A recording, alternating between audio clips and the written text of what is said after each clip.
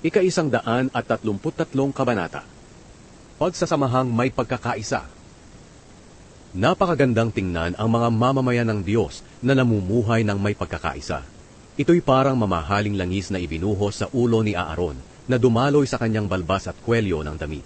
Katulad din ito ng hamog sa bundok ng Hermon na umaabot sa bundok ng Zion. At dito sa Zion ay nangako ang Panginoon na magbibigay ng pagpapala, at ito'y ang buhay na walang hanggan.